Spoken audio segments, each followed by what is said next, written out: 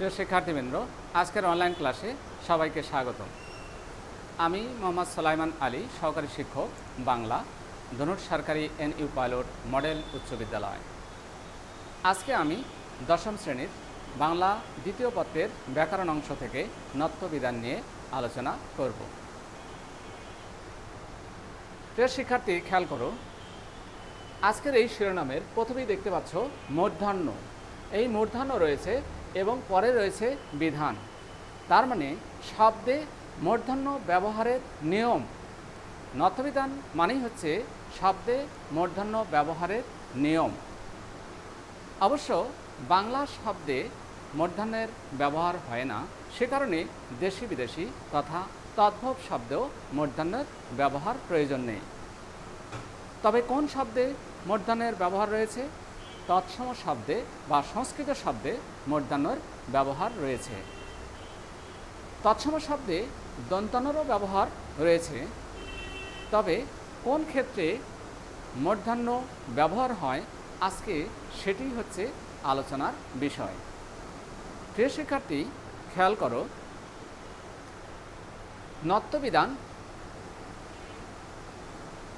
নত্যবিধান থেকে আজকে তোমরা কী শিখবে? বলে নত্যবিধান কাকে বলে তা তোমরা বলতে পারবে। কোন কোন শব্দে বা কোন ক্ষেত্রে মূর্ধন্য বা দন্তান্য ব্যবহার হয় সেগুলো ব্যাখ্যা করতে পারবে। আবার কোন কোন শব্দে স্বভাবতই মূর্ধন্য হয় সেগুলো তোমরা চিহ্নিত করতে পারবে। তাহলে প্রিয় শিক্ষার্থী, এখন আসা যাক নত্যবিধান কাকে বলে।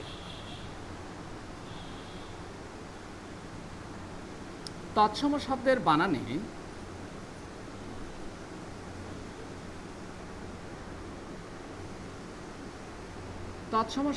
বানানে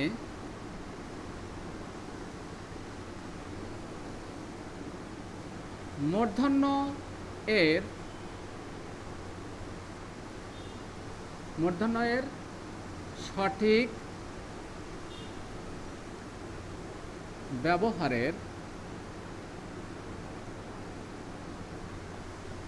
সঠিক ব্যবহারের নিয়মকে নত্যবিধান বলে।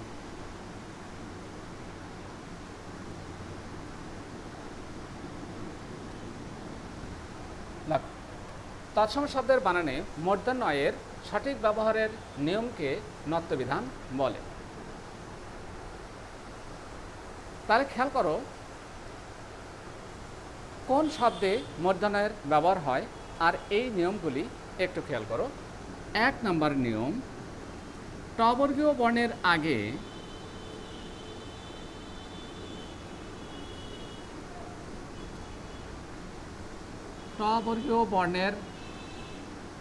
আগে মূর্ধন্য যুক্ত হবে।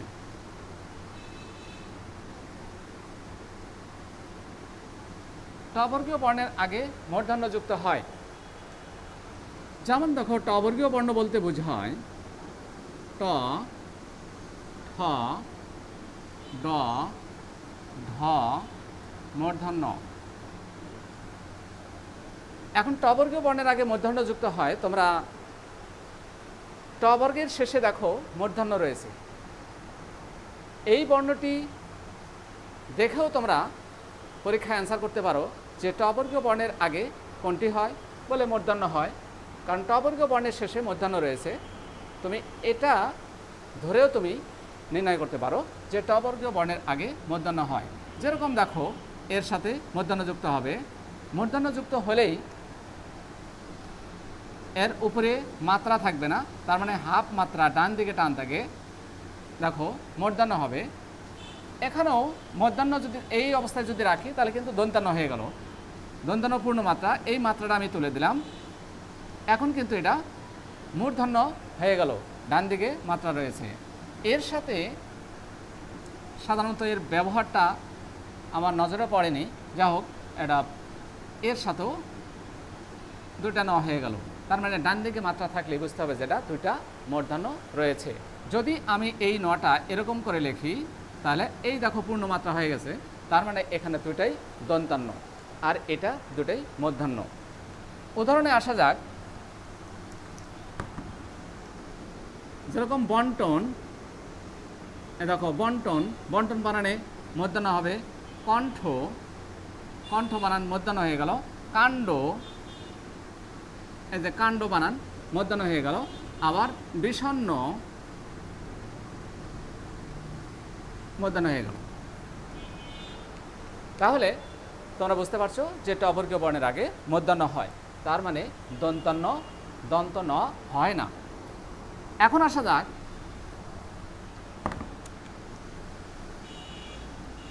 রি র মধ্যাহ্ন স, রি র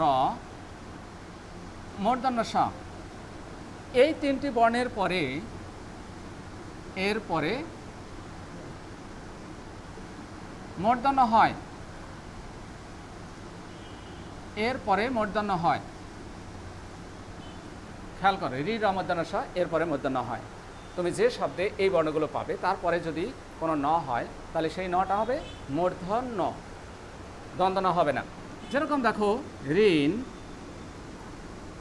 ঋ থেকে ঋণ, র থেকে রণ, অথবা বর্ণনা, বর্ণ মানে র রেপ হয়, র ফেলা হয় সংক্ষিপ্ত হলে, তার মানে রেপ মানে র, র এর পরে মধ্যাহ্ন হয়েছে। ওরকম বর্ণনা, বর্ণনা, এই দেখো রেপ আছে যার ফলে এখানে মূর্ধন্য হয়েছে। এরকম মূর্ধন্য স এর উদাহরণ যদি নিয়ে আসা যায় তাহলে কি দাঁড়ায়, ওই ভীষণ, এই মধ্যাহ্ন সার পরে মধ্যাহ্ন হলো ভাষণ, পোষণ, তোষণ, এরকম মধ্যাহ্ন সার পরে মধ্যাহ্ন হয়েছে। তাহলে 2 নম্বর নিয়ম তোমাদের আমার মনে হয় মুখস্থ হয়ে গেছে ইতিমধ্যেই। এখন দেখো 3 নম্বর নিয়মে চলে আসি।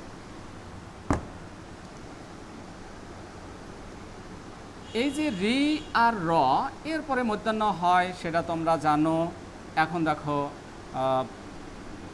এই তিনটা বর্ণের পরে, এই তিনটা যে কোনো, এই তিনটা বর্ণের যে কোনোটির পরে যদি স্বরবর্ণ থাকে, ধরো স্বরবর্ণ অথবা ক বর্গ অর্থাৎ ক খ গ ঘ উ, ক বর্গ অথবা প বর্গ অর্থাৎ প ফ ব ভ ম এর যে কোনোটি থাকতে পারে, অথবা মধ্যাহ্ন স, অথবা অন্তুস্থ ব হ অনুস্বার থাকে, মধ্যাহ্ন স অন্তুস্থ ব হ অনুস্বার, এগুলো যদি আর কোনোটি থাকে অথবা একাধিক বর্ণ যদি থাকে তারপরেও কিন্তু মূর্ধন্য হবে, এরপরে কিন্তু মূর্ধন্য হবে, এরপরে মূর্ধন্য হবে। খেয়াল করো, রি র মধ্যাহ্ন স এরপরে যদি স্বরবর্ণ থাকে, ক বর্গের যে কোনোটি থাকে, ক বর্গ থাকে, এগুলো যদি থাকে তাহলে এরপরেও কিন্তু মূর্ধন্য হবে। ভালো করে খেয়াল করো, যেরকম দেখো রামায়ণ,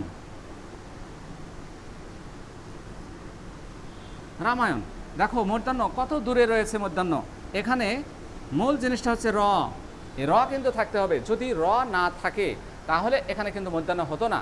এখানে র আছে, এই রর পরে দেখো এইগুলো আছে কিনা, এই যে বলছি যে রি র মধ্যাহ্ন স এরপরে এই বর্ণগুলো থাকলেও তারপরে মধ্যাহ্ন হবে। দেখো র, র এর পরে একটা আকার আছে তার মানে স্বরবর্ণ আছে, এরপর দেখো ম তার মানে প বর্গ, তারপরে স্বরবর্ণ আছে, তারপরে অন্তুস্থ আছে। দেখো তোমরা সূত্রের সাথে মিলিয়ে নাও, দেখো এই বর্ণগুলোর পরেও মধ্যাহ্ন হয়েছে।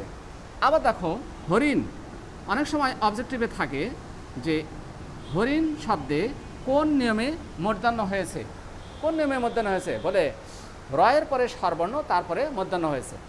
দেখো মিলাও, হ আপাত দৃষ্টিতে র এর পরে মধ্যাহ্ন দেখা যাচ্ছে, আসলে কিন্তু র এর পরে মধ্যাহ্ন নয়, এখানে রয়ে হ্রস্বীকার, তার মানে র এর পরে একটা হ্রস্বীকার আছে, তার মানে একটা স্বরবর্ণ আছে, তারপরে কিন্তু মধ্যাহ্ন হয়েছে। এরপরে দেখো ব্রাহ্মণ, এই ব্রাহ্মণ বানানো কিন্তু মধ্যাহ্ন, কী করে হলো? দেখো, খেয়াল করো, এই যে র ফলা আছে, এই র ফলা আছে বলেই শেষে যা মূর্ধন্য হয়েছে। তুমি এই সূত্রের সাথে মিলিয়ে নাও যে র র বয়ের র ফলা, তার মানে র এর পরে কী আছে? সর্বর্ণ আছে। তারপরে এই বর্ণটার মধ্যে কি আছে? বলে হ আর মো আছে, তার মানে দুটোই এই সূত্রের মধ্যে পড়ে, তারপরে মূর্ধন্য হয়েছে। এইভাবে রি র মূর্ধন্য হওয়ার পরে মূর্ধন্য হয়।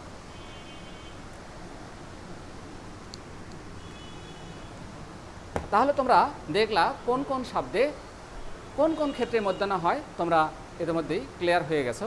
এখন আমি আলোচনা করব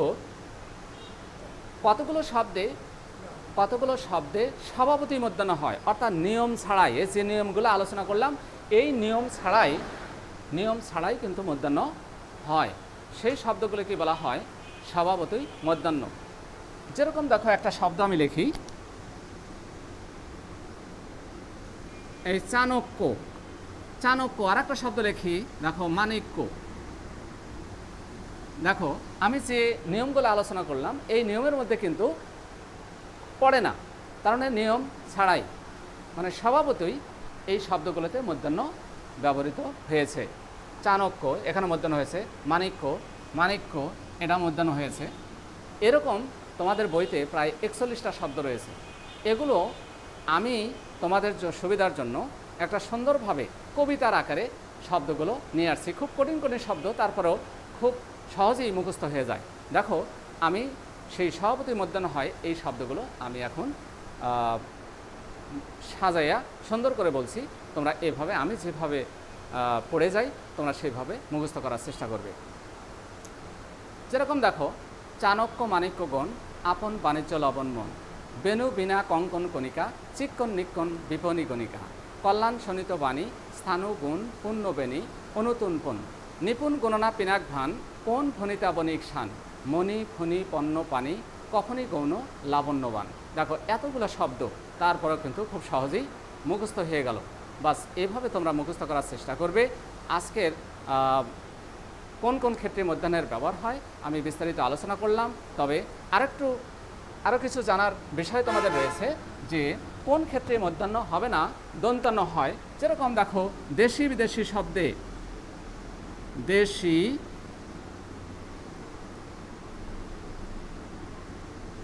দেশি বিদেশি শব্দে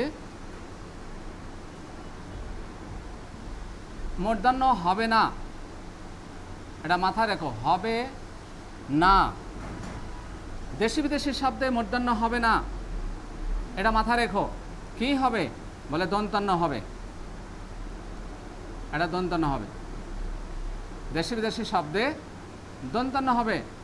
দন্তান্ন বলতে কোনটা বোঝায়? যার যে বর্ণের উপরে মাত্রা রয়েছে, পূর্ণ মাত্রা রয়েছে, এটা দেখো হাফ মাত্রা। তাহলে দেশি বিদেশি শব্দে মূর্ধন্য হবে না, দন্তান্ন হবে। ওরকম তদ্ভব শব্দে, দেশি বিদেশি শব্দ একটা উদাহরণ দিয়ে যায়। দেখো, যেমন দেখো কোরআন, এই কোরআন বানান কিন্তু এই কোরআন দন্তান্ন হয়েছে, তার মানে এটা বিদেশি শব্দ, সে কারণে দন্তান্ন হয়েছে। এরকম দেখো তদ্ভব শব্দও কিন্তু মূর্ধন্য হবে না। এমন একটা শব্দ যদি নিয়ে আসি, যেমন ধরো কান বানান, দেখো কর্ণ, এই কর্ণ এটা তৎসম শব্দ, এই যে র এর পরে মূর্ধন্য হয়েছে, এখানে কান, এখানে কিন্তু মূর্ধন্য হলো না, কান এটা দন্তান্ন। তাহলে তদ্ভব শব্দে মূর্ধন্য হবে না, কি হবে? দন্তান্ন হবে। দেখো, দন্তান্ন হবে, মূর্ধন্য হবে না। আবার দেখো, সমাসবদ্ধ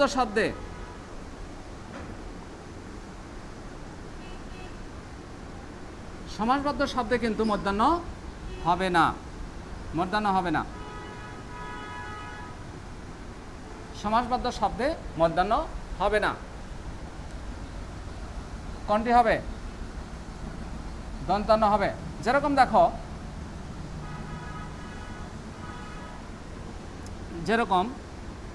ত্রিনয়ন, দেখো তিনটাই কিন্তু দন্তন্য হয়ে গেছে। ত্রিনয়ন সমাসবদ্ধ শব্দ, তার মানে ত্রিনয়নের সমাহার, একটা সমাসবদ্ধ শব্দ, সুতরাং এটা হবে না, মূর্ধন্য হবে না। আবার দেখো সন্ধিজাত শব্দ, সন্ধিজাত শব্দেও কিন্তু মূর্ধন্য হবে না, সন্ধিজাত শব্দেও মূর্ধন্য হবে না, কি হবে? দন্তান্ন হবে। যেমন দেখো দুর্নাম, দুর্নাম সন্ধিজাত শব্দ, তার মানে এটা যদি আমি সন্ধি করি তাহলে দুহ যোগ নাম, এই দুর্নাম, তার মানে এটা সন্ধিজাত শব্দ। সন্ধিজাত শব্দে সাধারণত মূর্ধন্য হবে না, দন্তান্ন হয়। আবার দেখো ক্রিয়াবাচক শব্দে,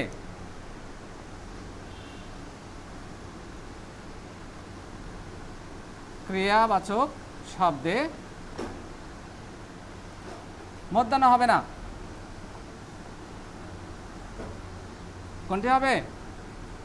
দন্তান্ন হবে, দন্তান্ন হবে। যেরকম দেখো এই ক্রিয়াবাচক শব্দ তোমরা অবশ্যই সহজেই ধরতে পারবে কোনটা ক্রিয়াবাচক শব্দ, যে পদ দ্বারা কোনো কিছু করা বোঝায়। তাহলে দেখো পড়েন, পড়েন শব্দে এখানে দন্তান্ন আছে, মূর্ধন্য হয়নি, তার মানে ক্রিয়াবাচক শব্দে মূর্ধন্য হয় না, দন্তান্ন হয়। যেরকম ধরেন, মারেন, করেন, পড়েন, এগুলো সবই ক্রিয়াবাচক শব্দ। তাহলে প্রিয় শিক্ষার্থী, আজকে এই নত্যবিধান নিয়ে বিস্তারিত আলোচনা করলাম, তোমরা অবশ্যই ভালোভাবে বুঝতে পেরেছো। এখন আমি তোমাদের বাড়ির কাজ দিয়ে ক্লাসটা শেষ করব।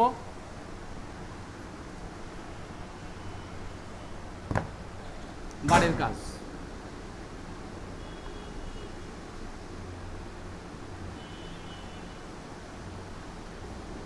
বাড়ির কাজ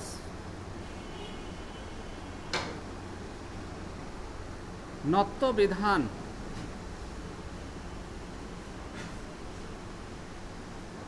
নত্যবিধান কাকে বলে?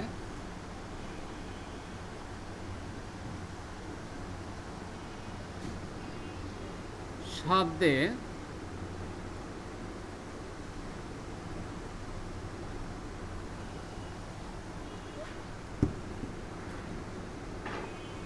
মূর্ধন্য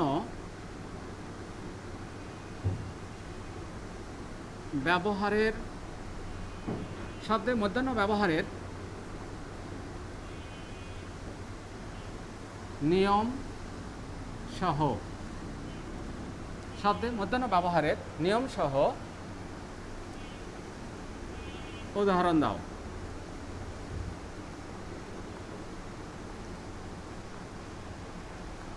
উদাহরণ দাও। আমি যেই প্রশ্নটা দেখলাম, প্রিয় শিক্ষার্থী খেয়াল করো, এখানে উদাহরণ, এই দেখো মূর্ধন্য লেখছি, দন্তান্ন হয়নি, তার মানে রয়ের পরে মূর্ধন্য হয়, তোমরা অবশ্যই খেয়াল করতে পেরেছো। যা হোক, এটা বাড়ির কাজ থাকলো। নত্যবিধান কাকে বলে? শব্দে মূর্ধন্য ব্যবহারের নিয়ম সহ উদাহরণ দাও। প্রিয় শিক্ষার্থী, তোমাদের সবাইকে ধন্যবাদ জানিয়ে আজকের ক্লাস এখানে শেষ করছি। আল্লাহ হাফেজ।